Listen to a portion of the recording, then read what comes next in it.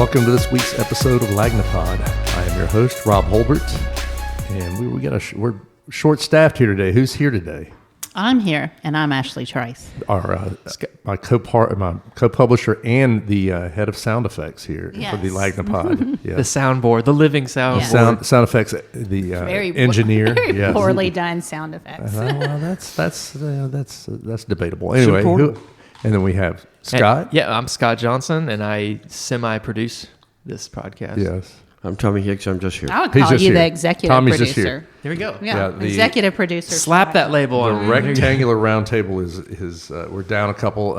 One of those is that because Grant is actually at a press conference right now, and they just have told us that the Chalk family, who everybody's been looking for, the police have been looking for about 6 weeks. The family disappeared on January 30th, and unfortunately, they found them dead over in Baldwin County. They've off of County Road 38. Yeah.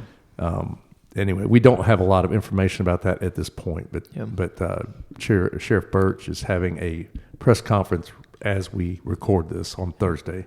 We're recording a day late this week because we were a little behind the eight ball yesterday. Y'all did a lot of news yesterday. It's been churning. I mean, a lot of news, and so tell us some of the news. We were some of it had to do with the Public Service Commission. I know yet another pass at changing the way the Public Service Commission is done. Yep. So this time they're trying to make a 7-district elected commission. So one in each congressional district, one in each right? congressional district, and there would also be a Secretary of Energy that would be added to the governor's cabinet. Not an energy czar, though, right? Secretary of Energy. Yeah. Yes. But the governor would get to appoint the open positions until they could all be elected, and which they've got to have terms. It would be staggered, yes, in some way. Yeah. So and every member of the Senate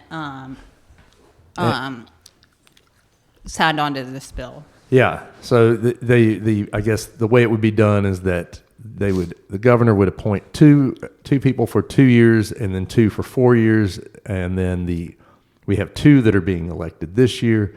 And the president of the PSC, Almond, I can't remember her first name, Cynthia. Yeah. It would be up, I guess, in 28 or something like that. Yeah, and then I think by 2028 they would all be back up for election, right? No. 32, yeah. Okay. 32 would be then, but, this is one of those things, it's like, is this really the solution to the problem? I don't know. It doesn't really deal with the issue at hand, which is that the Public Service Commission that exists hasn't been doing its job. And so if you have 7 people that aren't doing their job, is that better than 3 people that aren't doing their job? Yeah. I don't really know. It seems like just a waste of money and time. I'm not opposed to having somebody from every district, it prevents it from, say, all of them being from Birmingham, where all the coal interest and where Alabama Power is headquartered and that kind of thing. I guess, but it and that's fine. But what it does to this issue, first of all, it does exactly what they were trying to do, which is floods the PSC with appointees at the beginning. So whoever gets elected, if the people of Alabama throw out these 2 guys who've been there and have raised our rates however many times, which is, I think, in excess of 6 times, if we throw them out and vote in new people this year and this thing passes, they're immediately swamped by appointees from the government, from the governor. As we learned from the recording of from the Alabama Power lobbyist who's calling Energy Alabama's lobbyist and who recorded it, Alabama Power was very adamant that any appointments needed to be approved by the Senate because they've got people on the Senate who are their buddies, and they need to make sure that it goes through that. So that's I don't. I mean, and how much power does this energy secretary have? What is Right. his or her role in this? Right. So that's the other part. So we're going to have an appointee over the top of it who's a political appointee. I think the fact that this is being done at breakneck speed shows right you, at the end of the session. tells you everything you need to know about it. Is that they attempted to change the Public Service Commission with this last bill and turned it into an appointed position, and they took too long doing it. The public caught up to it. The backlash was enormous, and the political, and it died. It died in a fiery crash, and so amazingly. So now they've come back again with this. What people need to remember is the reason that they are doing this, and the stated reason. This is, Chip Brown said this the last one, when they pushed the first one, that they don't want what happened in Georgia to happen in Alabama, which is that people voted out the public service commissioners that were there. And they're worried. They've got 2 people up right now who face opposition from both Democrats and Republicans, and they're afraid those guys are going to lose.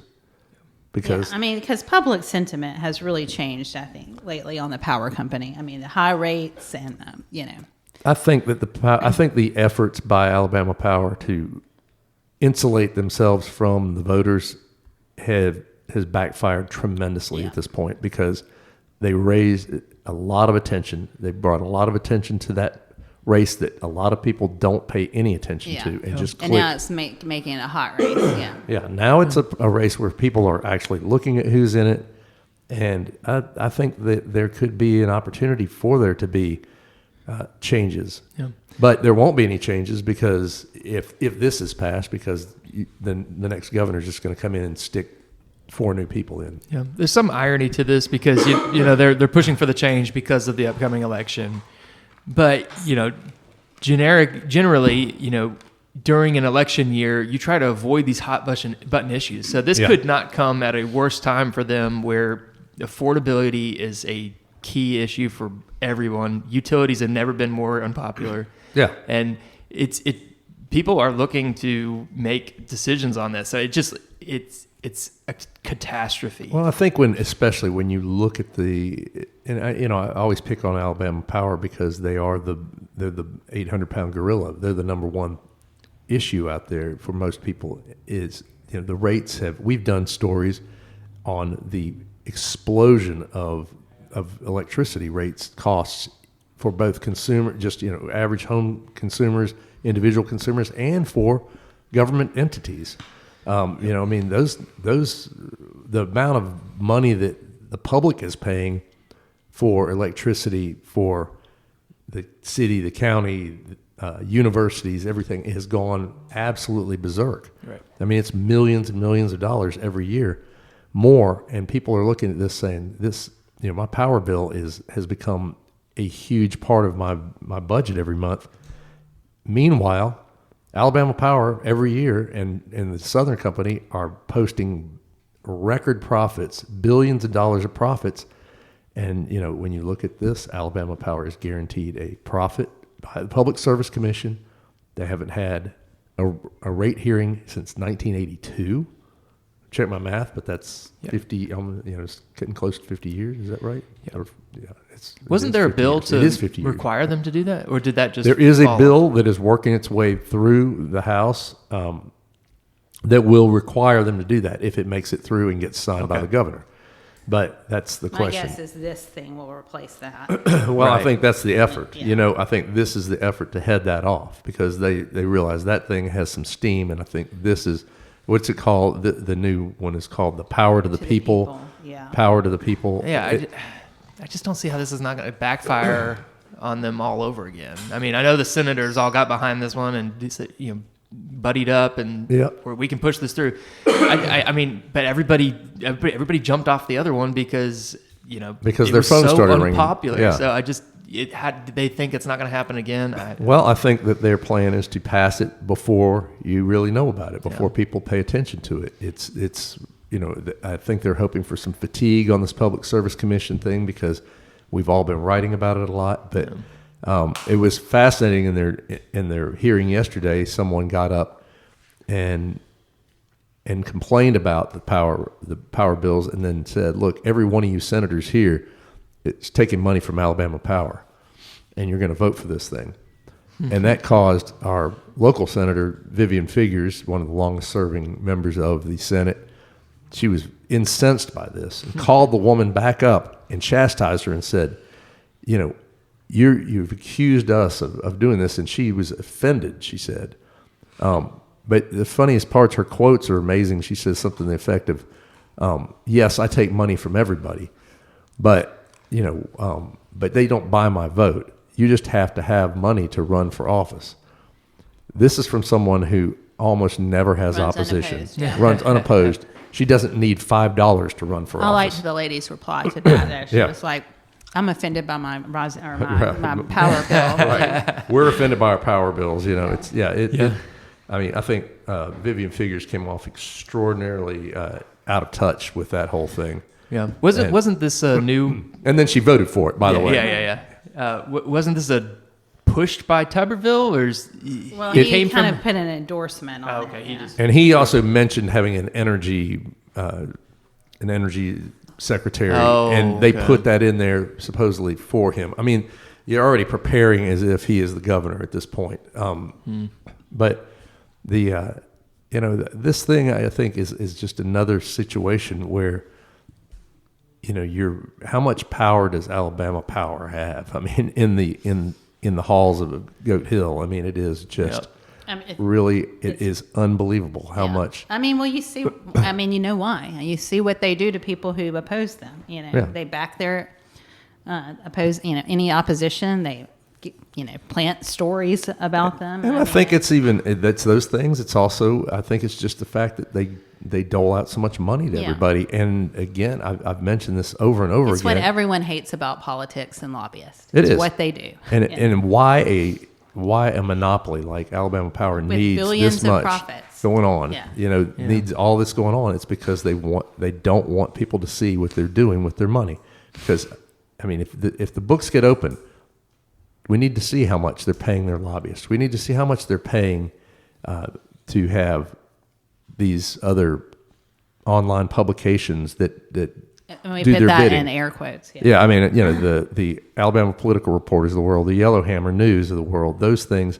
We need to find out, are they giving money to groups like Matrix to go out and spy on people and do dirty tricks, Which they have before. Are we, we need to find out, are they using this money in their 501c3 nonprofit, which I'm putting in air quotes, that they spread $20 million a year around the state.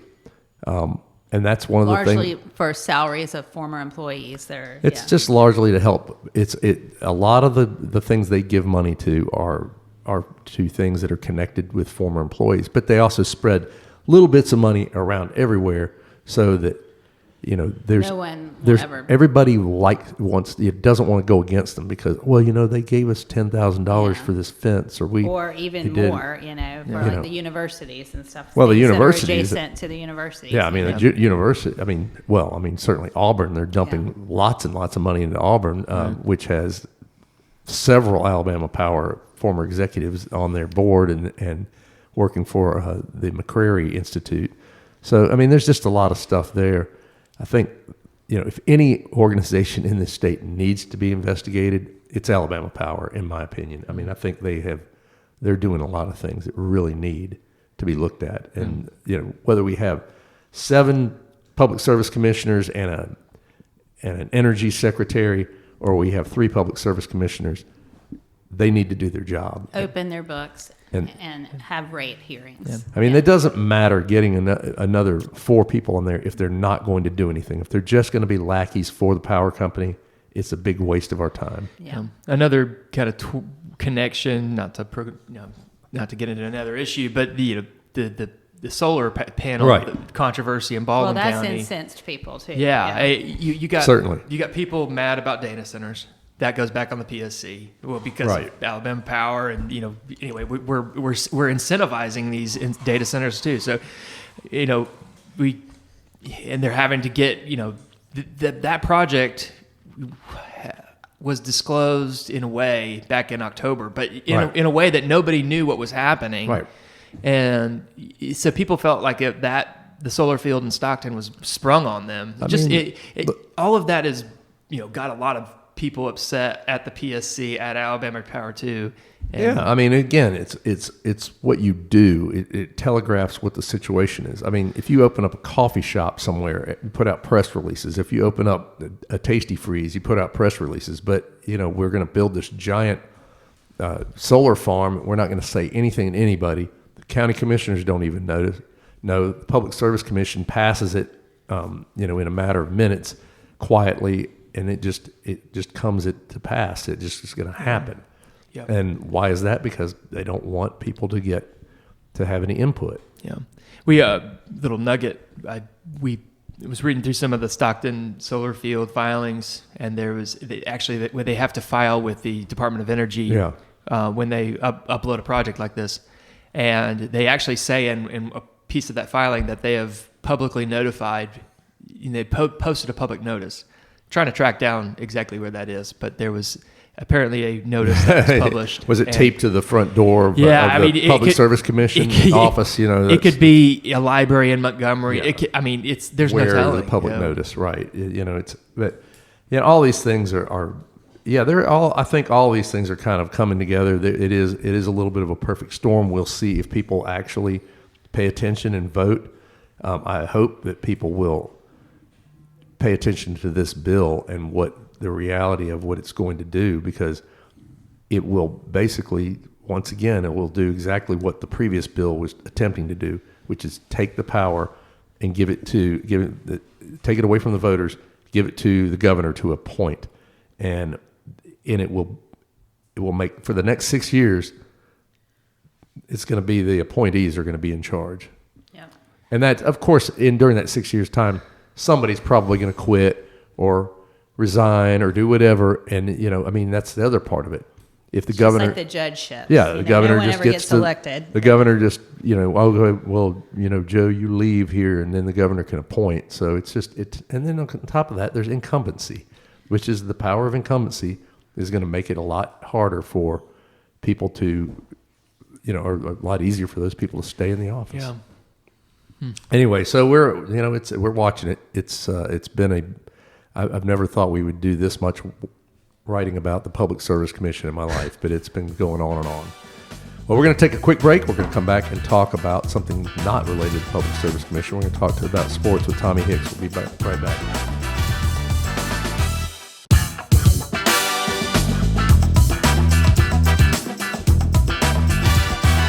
And we're back with Tommy Hicks.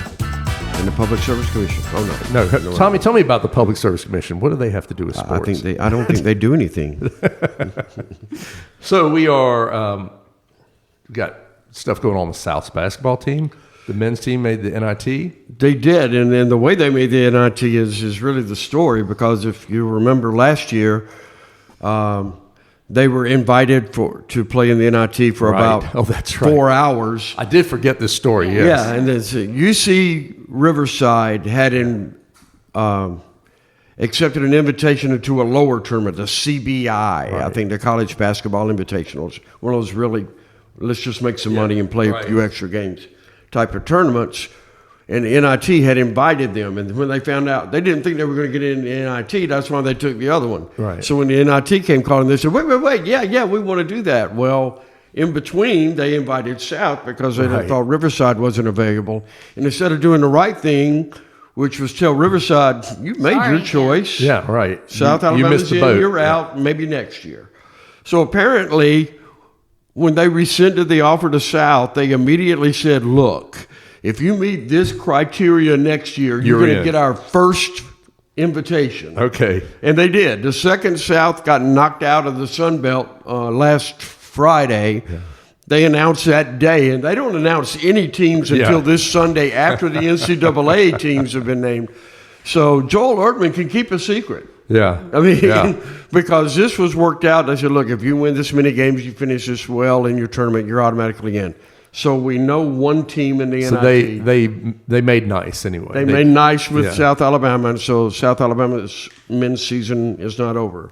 The women's season was kind of interesting. He went out with a bang, yeah. Yeah. I was going to say, Joel Urban he was in the news for that as well. They got mad at him about They got his mad statements. at Joel for saying that in the women's tournament, there was the second game they played against Coastal, there was a brawl toward A brawl, an absolute brawl. Well, the Coastal player took a swing, and then, everybody comes around. Right. Well, South had 4 players. It happened in front of the South bench, so naturally 4 players are going to leave the bench and go see what's going on. And so South had 7 players ejected from the game with 5.5 minutes left. The only Coastal player to be ejected was the girl who threw the original punch. And then they told somebody came back and said that she's suspended for the rest of the year. Well, there is no more year. Coastal got beat, so that was it. So I mean, she's a senior; she's not coming back. So congratulations, your career's over. She picked the right moment to. But throw a South punch. also lost their 3 top leading scorers the next game, because there's a rule, NCAA rule, if you fight, it's a 1-game suspension. And then they ended up winning that game by 14. So South's women were on a hot streak, and they came in. I think you told me it was kind of like they basically have to win out here, and they were. Oh, they would definitely have to win out to get into the tournament. And they were winning. They won how many in a row? They won 7 games in a row. They won the last 3 of the regular season, and then 4 in 4 days. Yeah. And then on the 5th day, they're worn out. Right. On the 5th day, they got beat pretty handily. But they went through the number 13 seed, the number 9, the number 8, and the number 6. And they were the number 12 seed. So they had a 10-game losing streak before the winning streak began. Yeah. So it was kind of that kind of season where it just went back and forth. But they made a good showing, and now, But Urban got a little reprimand because he put out a statement and said, we abide by this, but we strongly disagree with the ruling of the officials that these girls were in a fight. And if you go back and look at the video, one of the girls holds her hand up, like, I'm not doing anything. And she was one of them that was accused of fighting. Yeah. She happened to be standing, she was standing in the wrong place. She was fight adjacent. Yes. When the fight took place, a referee actually got hit and went down and didn't come back. They took her out.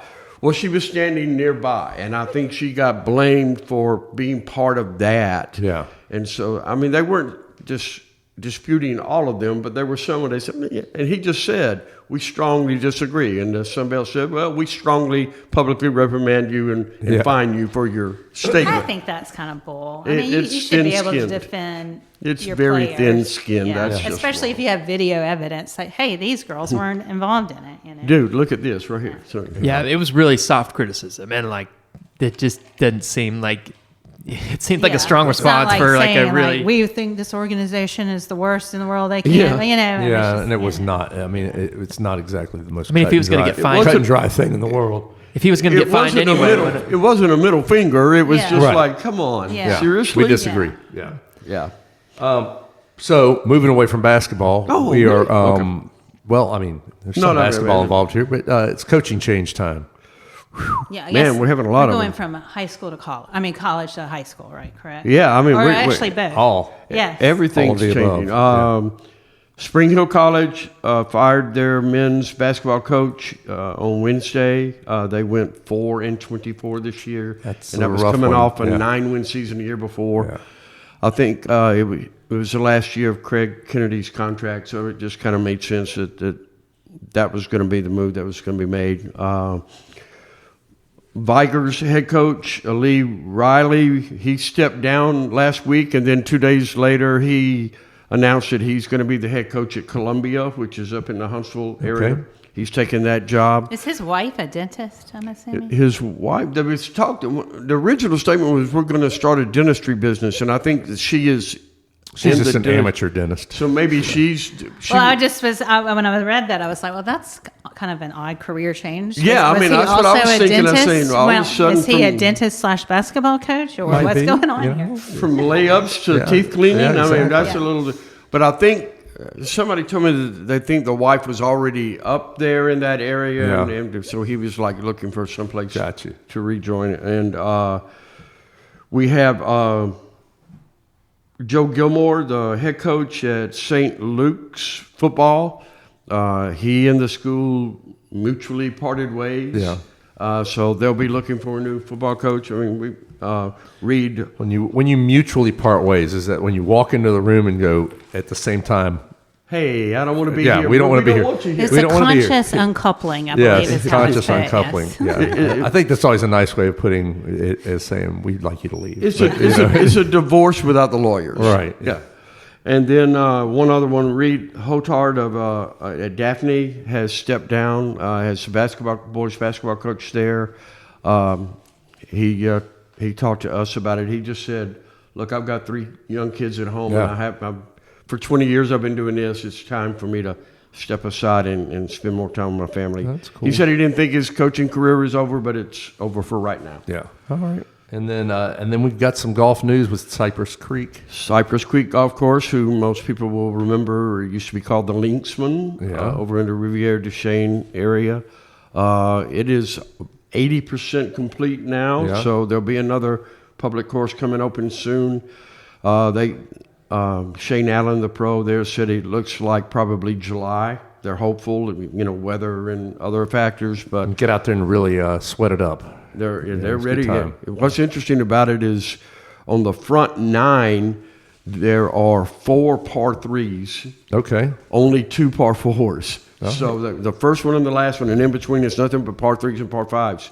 Back-to-back 5s, and then you go to back-to-back 3s, which is not common at all. That's not usual, huh? But the course looks pretty good, so it's going to be interesting. All right. Well, it sounds good. And thank you, Tommy. We're going to take a quick break, folks. We'll come right back and just talk a little bit more.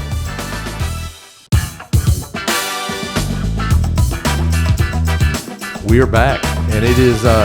We are.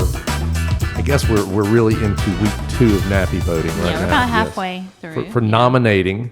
In the nomination period, Nominating, which is the yeah. open voting. Yeah. So that means you can vote for anyone as That's long as right. they are in the correct category. And there's a burger category. There is a best burger. Yeah.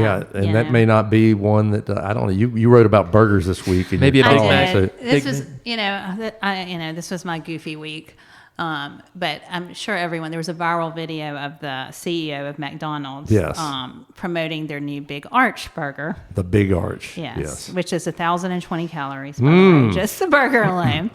Holy cow. Yeah. It's You're gonna have got to have a bigger arch in your front door to get through. Yes, Yeah. exactly. And of course, this very fit looking, nerdy Wall Street looking CEO guy Right. goes on and does a video promoting the new product, which he called. He's This like, product. I can't wait to take Yeah. a bite out of this new product here. Burger product. Yes. Yeah. And so You could just and tell then- he's selling widgets, yeah, right? and You know. then of course he takes like the world's smallest bite of Right. this delicious new burger, which is funny. And he got all kinds, people just giving him hell online about it. But then all the other fast food people Yeah. started in. They just went crazy on him. Yes, and so pile on, I love yeah, it. the pile. I mean, and it was great because like Burger King did. Yeah. I like it one. when they go after each other. Yeah, you know, it's fun, it is. you know. It's And fun. most of it was Yeah. on social media or whatever. But my favorite was Wendy's. Like their CEO, they were walking in. He was walking in, and he makes a stop right by the Frosty machine, and was like, always working. And it was like burn McFlurry machine because McFlurry. because Yeah, it we- never works. you Yeah, know? we had. Well, Oh we- wow, they're just like they spun off and like lodged every attack they were waiting yeah, for. yeah.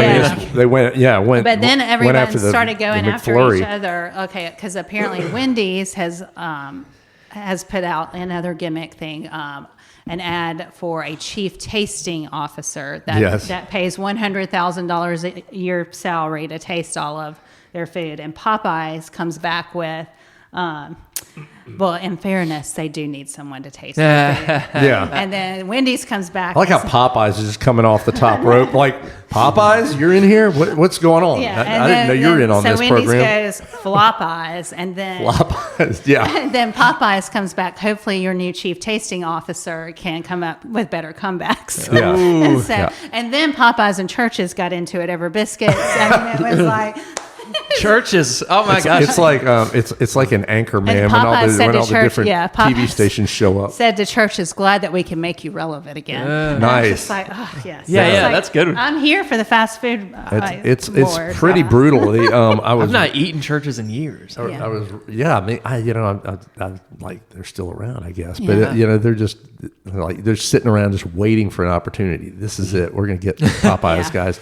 I read an article from, I guess it was the Wall Street Journal, about the CEO of Burger King in the wake of all this, and that they were having him eat a hamburger and wipe his face with his hand and all this kind of junk, and it just but that he actually gave out his personal phone number to and is answering I don't know, thousands of calls from people just about what do you like about these burgers or not? Because Burger King had fallen from second place into fourth place. The flame broiled Whopper hat? Yeah. The place where you can have it your way? Yeah, you could have it. Look, I live in a weird world maybe, but I've never liked Burger King. Sorry. But, and I never knew, as a kid though, Burger King didn't have the toys. McDonald's had the toys. Yeah. I wanted those toys. I mean, I think. They won me I mean, over. it just depends on what kind of mood you're in. If I just want a cheap little easy burger, just a regular McDonald's cheeseburger. If I want a big juicy burger, I'm not getting a Big Mac. I haven't tried the Big Arch. Probably will not. But Take I small like bites. the Wendy's burgers. But really, I like the Five Guys burgers the most. Yeah. So. Well, are they in on this fight I too? don't know. I don't know. Haven't seen that, They but- haven't been dissing anybody. But you pay good money for the Five Guys burgers. They need some diss tracks. That's what they need. They need to have some. Like Kendrick Lamar. Yeah, they need to getting into hire. it. They need to hire Kendrick Lamar to And, do a diss track. and Drake. Yeah, yeah. That's what Yeah. That's really what they should do. Is Yeah. have them that would be a great marketing campaign. Yeah, it really That- would. There's your Super Bowl ad. Have them idea for firing next at each year. other, but it has to be all about burgers. Yeah. It can't be about them and Yeah. being child molesters or whatever they're calling each other. Yeah. I mean, but and it's a burger.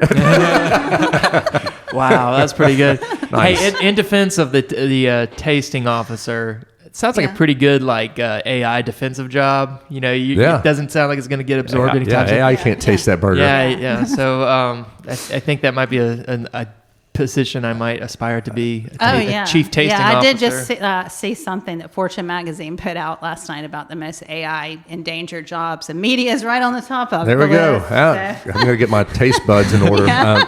See if Taco Bell needs a taster. I'm ready to go. Do you know what that video reminded me of? The CEO. I can't remember his name. It's a weird name. Chris Yeah. something with a lot of It letters in the reminded last me name. of the double cheeseburger ad that Burger King did, where he's like, "I've got these tiny hands, Yeah, and I yeah. can't put my hands around the Yes, yes. double cheeseburger." Oh, yeah. And it's like, but that's what Well, it was giving. it It was also- like I can't put my Yeah. hands on this big arch Yeah. burger. Well, it also reminded me of the Paris Hilton Hardee's ads where she's washing a car, like Yeah, a Bentley yeah, or something, yeah. in a bikini and then taking a burger.